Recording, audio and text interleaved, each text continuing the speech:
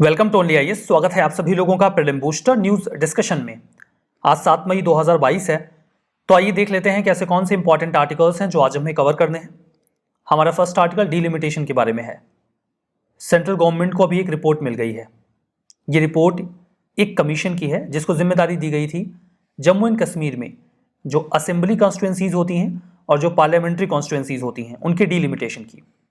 Assembly elections के लिए assembly constituencies होती हैं और पार्लियामेंट्री इलेक्शंस जो जनरल इलेक्शंस होते हैं उनके लिए होती हैं पार्लियामेंट्री कॉन्स्टिट्यूंसीज। तो जम्मू एंड कश्मीर जब इसे 2 यूटीज में कन्वर्ट किया गया 2019 में, तब ये तय किया गया कि यहाँ पर जम्मू में कितनी सीट्स होंगी, कश्मीर में कितनी सीट्स होंगी, उनको हम वापस से डिसाइड करेंगे। तो उसके लिए एक डीलिमिटेशन कमीशन बनाया गया जिसने अभी हाल ही में अपनी रिपोर्ट दी। डीलिमिटेशन का मतलब सिंपली ये होता है कि लोकसभा या स्टेट असेंबली की जो कॉन्स्टिट्यूंसीज होती हैं उनकी बाउंड्रीज को सेट करना कि कितनी पॉपुलेशन होगी जो एक सीट के लिए वोट करेगी। बेसिक ऑब्जेक्टिव डिलिमिटेशन का ये होता है कि जो इक्वल सेगमेंट ऑफ पॉपुलेशन है उसको इक्वल रिप्रेजेंटेशन मिले। मतलब कहीं पे 10 लाख लोगों पर एक रिप्रेजेंटेटिव है तो कहीं पर 50 लाख लोगों पर एक रिप्रेजेंटेटिव है, तो ये तो गलत है ना। मतलब लमसम ऐसा हो कि 10 लाख 11 लाख पे एक रिप्रेजेंटेटिव हो, इस तरीके से आप बाउंड्रीज को डिसाइड कर दो। That is the basic objective of delimitation. अब डिलिमिटेशन का जो प्रावधान है वो आर्टिकल 82 में दिया गया है, जिसमें कहा गया है कि हर सेंसस के बाद हम डिलिमिटेशन करके ये डिसाइड करेंगे कि कितनी पॉपुलेशन एक रिप्रेजेंटेटिव को वोट करेगी या कितनी पॉपुलेशन के लिए एक रिप्रेजेंटेटिव होगा। एक बार ये एक्ट फोर्स में आ गया तो यूनियन गवर्नमेंट एक डिलिमिटेशन कमीशन बनाती है। डिलिमिटेशन कमीशन इसके पहले कई दफा बनाए गए हैं, जैसे कि 1952 में, 63 में, 73 में। हालांकि इसके बीच में 76 में 42nd अमेंडमेंट आया, इंदिरा गांधी जी लेकर आई थी, जिसमें उन्होंने ये कहा कि 2001 तक अब कहीं भी किसी भी सीट में कोई बदलाव नहीं किया जाएगा। 2001 में सेंसस हुआ तो ये बात उभर के आई कि एक बार हमें फिर से डिलिमिटेशन करना चाहिए, पॉपुलेशन घट बढ़ गई होगी तो हमें एक बार फिर से बैलेंस आउट करना चाहिए। तो 2002 में एक बार फिर से बाउंड्रीज के रीएडजस्टमेंट की बात चली, लेकिन वहां पर भी ये स्पेसिफाई कर दिया गया कि लोकसभा और असेंबली की सीट्स में अब कोई प्रावधान या कोई बदलाव नहीं किए जाएंगे 2026 तक। 2002 में इन बदलावों को करने के लिए या ये स्पेसिफाई करने के लिए 84th कॉन्स्टिट्यूशनल अमेंडमेंट आया, जिसमें कह दिया गया कि 2026 तक जो सीट्स होंगी वो फ्रीज रहेंगी, जहां जितनी है वहां उतनी ही रहेंगी। डिलिमिटेशन का इतिहास तो आपने समझ लिया। डिलिमिटेशन कमीशन के बारे में जानिए। इन्हें अपॉइंट किया जाता है प्रेसिडेंट के द्वारा और ये काम करते हैं इलेक्शन कमीशन की कोलैबोरेशन के साथ। सीधी और साफ बात यह है कि ये इंडिपेंडेंट होते हैं अपने काम को करने को लेकर, ताकि कॉन्स्टिट्यूएंसी सही तरीके से डिटरमाइन हो। इस कमीशन में होते हैं सुप्रीम कोर्ट के रिटायर्ड जज, चीफ इलेक्शन कमिश्नर, और जिस भी स्टेट का डिलिमिटेशन किया जा रहा है वहां के स्टेट इलेक्शन कमिश्नर भी इसका हिस्सा होते हैं। कमीशन के पास काम होता है कॉन्स्टिट्यूएंसीज के नंबर्स एंड बाउंड्रीज को डिटरमाइन करना पॉपुलेशन के बेसिस पे। इसके अलावा ये भी डिसाइड करना कि कहां पर कितनी सीट्स रिजर्व की जाएंगी, किस कम्युनिटी के लिए।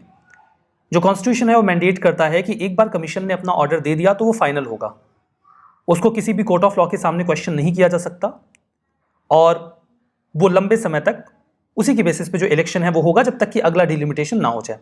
मतलब ये एक इंडिपेंडेंट और पावरफुल संस्था इस लिहाज से बन जाती है। तो अभी जो रिकमेंडेशन आई है कमीशन की उसके बारे में बात करते हैं। रिकमेंडेशन में ये कहा गया कि 90 असेंबली कॉन्स्टिट्यूएंसीज होंगी जहां के लिए इलेक्शंस होंगे। जम्मू एंड कश्मीर जो यूटी है वहां पर, लद्दाख तो बाहर हो गया, वो एक इंडिपेंडेंट यूटी हो गया, वहां पर असेंबली है नहीं। जिसमें से 43 जो असेंबली सीट्स होंगी वो जम्मू रीजन के लिए होंगी और 47 होंगी कश्मीर रीजन के लिए। कश्मीर रीजन के लिए पहले भी ज़्यादा सीट्स थी और अभी भी ज़्यादा सीट्स हैं, हालांकि गैप कम कर दिया गया है। पहले जम्मू रीजन के लिए 37 सीट्स हुआ करती थी और कश्मीर रीजन के लिए 43 सीट्स हुआ करती थी। तो पहले ये जो गैप था वो 6 सीट्स का था और अभी वर्तमान में ये जो गैप है ये 4 सीट्स का है, यानी कि 43 और 47 का। तो कुछ खास फर्क नहीं किया गया है, 2 सीट्स का अंतर अब रखा गया है। पहले लद्दाख के लिए 4 और पीओके के लिए 24 सीट्स बनाई गई हैं। पीओके जो पाकिस्तान ऑक्यूपाइड है, हमारे पास तो अभी वो है नहीं।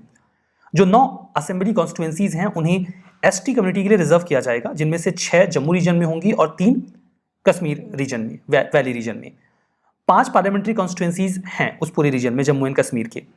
और जो पार्लियामेंट्री कॉन्स्टिट्यूएंसीज हैं वहां पे हर पार्लियामेंट्री कॉन्स्टिट्यूएंसीज में हमें 18 असेंबली कॉन्स्टिट्यूएंसीज मिलेंगी। So this is all about delimitation और जो अभी की रिकमेंडेशन है।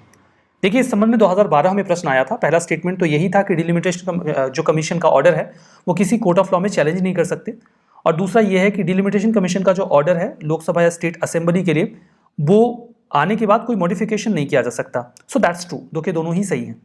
चलिए आगे बढ़ेंगे, आगे बढ़ने से पहले जानकारी है प्रारंभ भवन कोर्स के बारे में। ये जो कोर्स है ये 2030 का आपका कंप्लीट कोर्स है। कोर्स का एक एसेंशियल कंपोनेंट होता है वीडियो लेक्चर, इसके अलावा टेस्ट सीरीज और फर्दर स्टडी मटेरियल। तो तीनों ही आपके इस कोर्स का पार्ट होता है, जिसकी मदद से आप अपना पूरा जो प्रिपरेशन है उसको कंप्लीट कर सकते हैं। तो इस संबंध में आपको कोई जानकारी चाहिए तो कॉन्टैक्ट करिए ओनली आईएएस के कॉन्टैक्ट नंबर पे, या फिर आप हमें जीमेल या मेल भी कर सकते हैं। तो ये तो सारी जानकारी हो गई आपका जो कोर्स है प्रारंभ भवन 2030 का, उसके बारे में। आगे बढ़ेंगे, बात करेंगे वर्ल्ड फूड प्रोग्राम के बारे में। वर्ल्ड फूड प्रोग्राम, इसने अभी हाल ही में कहा कि वो इंडिया के साथ डिस्कस कर रहे हैं, वो हमसे गेहूं खरीदेंगे, क्योंककि कई सारे देश ऐसे हैं जहां पर रसो यूक्रेनियन वॉर की वजह से फूड सिक्योरिटी की प्रॉब्लम देखी जा रही है। WFP की बात करेंगे, 1961 में इस संस्था को बनाया गया था। यूनाइटेड नेशंस का फूड असिस्टेंस ब्रांच है और दुनिया का सबसे बड़ा ह्यूमैनिटेरियन ऑर्गेनाइजेशन भी कहा जाता है, जो फूड सिक्योरिटी की दिशा में काम करता है। वर्ल्ड फूड प्रोग्राम ये हंगर को और माल न्यूट्रिशन को इरेडिकेट करने के लिए पूरी दुनिया में काम कर रहा है। ये मेंबर है यूनाइटेड नेशंस डेवलपमेंट ग्रुप का और इसकी एग्जीक्यूटिव कमेटी का भी पार्ट होता है। World food programme food aid देता है, ना केवल फूड की प्रॉब्लम को हैंडल करने के लिए, बल्कि micronutrient deficiencies, child mortalities, maternal health disease को कॉम्बैट करना, HIV और एड्स को कॉम्बैट करना, इनके लिए भी ये लगातार काम करते हैं। ये देखिए 2 और रोम बेस्ड UN एजेंसीज के साथ मिलकर काम करता है। पहला है FAO यानी कि फूड एंड एग्रीकल्चर ऑर्गेनाइजेशन, जो मदद करता है देशों को कि वो ऐसे लेजिस्लेशंस बनाए जहां पर एग्रीकल्चर बेहतर हो और फूड सिक्योरिटी इंश्योर हो। दूसरा IFAD international fund for agriculture development, ये पूरा जो गरीब रूरल एरियाज हैं उनमें फाइनेंस करते हैं ऐसे प्रोजेक्ट को जिससे फूड सिक्योरिटी इंश्योर की जा सके। पैसा कहाँ से मिलता है वर्ल्ड फूड प्रोग्राम को? पैसा तो देखिए वॉलंटरी डोनेशन से ही आता है। ज़्यादातर ये डोनेशंस सरकारें देती हैं, हालांकि कुछ प्राइवेट सेक्टर और इंडिविजुअल्स भी फिलैंथ्रोपिक ग्रांट से दिया करते हैं, तो वो भी इनकी आय का एक स्रोत होता है। हमारा next article world food price के बारे में है। सिंथिया रोजेनजेविक ये नासा की क्लाइमेट रिसर्च साइंटिस्ट हैं, जिन्होंने काफ़ी लंबा समय बिताया है अपने पूरे करियर का इस बात पर कि जो क्लाइमेट चेंज हम फेस कर रहे हैं वहाँ पर एग्रीकल्चर में ऐसे क्या बदलाव किए जाएं कि फूड प्रोडक्शन बेहतर हो जाए और हम इस प्रॉब्लम को एड्रेस कर सकें जो फूड क्राइसिस की है। And that is the reason कि इन्हें वर्ल्ड फूड प्राइज़ दिया गया। ये काफ़ी इंपॉर्टेंट इंटरनेशनल ऑनर है जो किसी भी ऐसे व्यक्ति को दिया जाता है जिसने ह्यूमन डेवलपमेंट में फूड की अवेलेबिलिटी, उसकी क्वांटिटी या क्वालिटी को बढ़ाने को लेकर कुछ भी बहुत ही इनोवेटिव या नया किया हो। जब हम बात करते हैं फूड प्राइस की तो कई सारे एरियाज कवर होते हैं जो भी डायरेक्टली इनडायरेक्टली फूड सप्लाई से रिलेटेड हो, जैसे कि plant, animal, soil science, food science, technology, nutrient, rural development, कुछ भी ऐसा जिससे हम फूड क्राइसिस से लड़ सकते हो। तो वर्ल्ड फूड प्राइस उस फील्ड में दिया जा सकता है। किसी भी व्यक्ति को ये मिल सकता है। उनका रेस, रिलीजन, नेशनैलिटी या फिर पॉलिटिकल बिलीफ ये इंपॉर्टेंट नहीं है, उनका कंट्रीब्यूशन इंपॉर्टेंट है। $2,50,000 दिए जाते हैं। इसके अलावा मिलता है एक स्कल्पचर जिसे डिजाइन किया जाता है सॉल बास के द्वारा, जो कि नोटेड आर्टिस्ट एंड डिजाइनर है। हमारा next article grey slender loris के बारे में है, जो साइंटिस्ट हैं Salim Ali centre for ornithology के एंड नेशनल हिस्ट्री यानी कि सेकॉन के, ये कोयम्बटूर में है। उन्होंने एक सर्वे कंडक्ट किया ग्रेस लैंडर लॉरिस के ऊपर, उनकी पॉपुलेशन के ऊपर, जो तमिलनाडु का डिंडिगुल फॉरेस्ट डिवीजन है वहां पर। बात करते हैं ग्रेस स्लेंडर लॉरिस के बारे में। ये लॉरिडाई फैमिली से बिलोंग करता है, एक प्राइमेट की प्रजाति है। प्राइमेट में तो समझते हैं ना, बंदरों की प्रजाति है। झुका हुआ, लैंकी, पतला सा अपीयरेंस होता है इस जीव का। पतले पतले हाथ पैर होते हैं। कान जो होते हैं वो बड़े होते हैं तुलनात्मक रूप से शरीर के हिसाब से, और जो थूथन होता है, स्नाउट, वो पॉइंटेड होता है। आंखें ऐसी होती हैं जैसे ये UPSC की तैयारी करता हो और 18-18 घंटे पढ़ता हो, ऐसी इसकी बड़ी बड़ी आंखें हो जाती हैं। आप देख ही पा रहे होगे इमेज में। जो ग्रेस स्लेंडर लॉरिस है ये नॉक्टर्नल एनिमल है, रात में चलता है, बुशेस में, झाड़ियों में जाता है, खाना ढूंढता है और कभी कभार एक पेड़ से दूसरे पेड़ पर भी जंप करता रहता है। Tropical rain forest, scrub forest, semi deciduous forest या स्वैम्प्स में रहना पसंद करता है। ये तमिलनाडु का जो डिंडिगुल वाला एरिया है, ड्राई या ड्रॉट प्रोन एरिया है, वहां पर ज्यादा खुशी से रहता है। आंध्र प्रदेश, कर्नाटका, केरला, तमिलनाडु, इन रीजन्स में भी मिल जाएगा, इंक्लूडिंग श्रीलंका। IUCN की रेड लिस्ट में है नियर थ्रेटेंड साइट्स के अपेंडिक्स 2 में और WPA 1972 के शेड्यूल 1 में। Salim Ali centre for ornithology and natural history SACON के बारे में बात करते हैं। 1990 में इसे तमिलनाडु में स्टैब्लिश किया गया ताकि हम रिसर्च कर सकें, जो भारत में नेचुरल हिस्ट्री है उसके संबंध में इंफॉर्मेशन, एजुकेशन वगैरह कलेक्ट कर सकें। डॉक्टर सलीम अली बहुत ही फेमस और बर्ड साइंटिस्ट रहे हैं। इन्होंने काफ़ी अच्छा कंट्रीब्यूशन किया है इस फील्ड में नेचुरल रिसोर्सेज को लेकर, तो उन्हीं के नाम पर इसका ये नाम रखा गया है। हमारा जो नेक्स्ट आर्टिकल है वो डायरेक्ट सीडिंग ऑफ राइस के बारे में है। 1500 का इंसेंटिव देने का ऐलान किया है पंजाब की सरकार ने अगर कोई किसान DSR फॉलो करता है, यानी कि डायरेक्ट सीडिंग ऑफ राइस। अगर आप गांव से संबंध रखते हैं और आपने कभी भी धान की खेती देखी हो तो आपने देखा होगा कि पहले सैपलिंग्स लगाए जाते हैं, मतलब धान को एक छोटे से एरिया में बिखेर के उसके पौधे तैयार किए जाते हैं। नॉर्थ इंडिया में इसे बेहन डालना कहा जाता है। जब ये छोटे छोटे पौधे तैयार हो जाते हैं तो इनको उखाड़ के इनके गट्ठर बनाए जाते हैं और फिर एक पूरे खेत को तैयार करके उसमें पानी डुबो दिया जाता है और फिर लगते हैं कई सारे मजदूर जो इस प्लांट के एक एक हिस्से को बिल्कुल लाइन से जमीन में धंसाना या फिर गाड़ना शुरू कर देते हैं या उसे प्लांट करना शुरू कर देते हैं। इसे इस क्रम से लगाया जाता है कि दो प्लांट्स के बीच में जगह बनी रहे। यह मेथोडोलॉजी काफी पॉपुलर है, जहां पर हम राइस सैपलिंग्स को सो करते हैं। अच्छी उपज भी होती है, लेकिन इसमें खर्चा बहुत ज्यादा आता है। नर्सरीज को प्रिपेयर करना पड़ता है और फिर बहुत सारे मजदूर लगते हैं जो इसके बाद 25 से 35 दिन के बाद उसे वापस से खेत में लगाते हैं। अगर हम सीधा खेत में जो तैयार करने के बाद सीड्स हैं बिखेर दें तो उससे फायदा होगा। हमें अच्छी उपज हो सकता है तुलनात्मक रूप से थोड़ी कम मिले, लेकिन खर्चा बहुत कम हो जाएगा। जो वहां पर वीड्स होते हैं उन्हें किल करने के लिए हम केमिकल हर्बिसाइड्स का इस्तेमाल कर सकते हैं। धान के खेतों में पानी डुबोया जाता है। इसका एक फायदा ये होता है कि जो घास खरपतवार होती है वो उस पानी के भीतर सड़ जाती है क्योंकि उनको ऑक्सीजन मिल नहीं पाता, तो खेत साफ रहता है, धान की उपज अच्छी होती है। अगर आप पानी का कम इस्तेमाल करेंगे तो ये जो बेसिकली वीड्स होते हैं ज़्यादा उगेंगे, तो हम केमिकल हर्बिसाइड्स का इस्तेमाल करके इन्हें क्योर कर सकते हैं। हम पानी की बचत करेंगे, कम लेबर रिक्वायर्ड होगा, कॉस्ट कम हो जाएगी और मीथेन का एमिशन भी कम होगा। तो कई सारे फायदे हो जाएंगे अगर इस तरीके से राइस उगाते हैं तो। राइस एक स्टेपल फूड है जो भारत की पॉपुलेशन बहुत ज़्यादा पसंद करती है। खरीफ की फसल है, हाई टेम्परेचर चाहिए होता है 25 डिग्री के सेल्सियस के आसपास का, और ह्यूमिडिटी भी। पानी तो चाहिए, 100 सेंटीमीटर से ज़्यादा की बारिश चाहिए होती है। कुछ एरियाज होते हैं जहाँ पे बारिश कम होती है, वहाँ पर भी इरीगेशन की मदद से धान उगा लिया जाता है। भारत में जो भी कल्टीवेशन होता है उसका 1/4 राइस का कल्टीवेशन होता है। कुछ बहुत ही लीडिंग प्रोड्यूसर्स हैं जैसे कि वेस्ट बंगाल, उत्तर प्रदेश और पंजाब।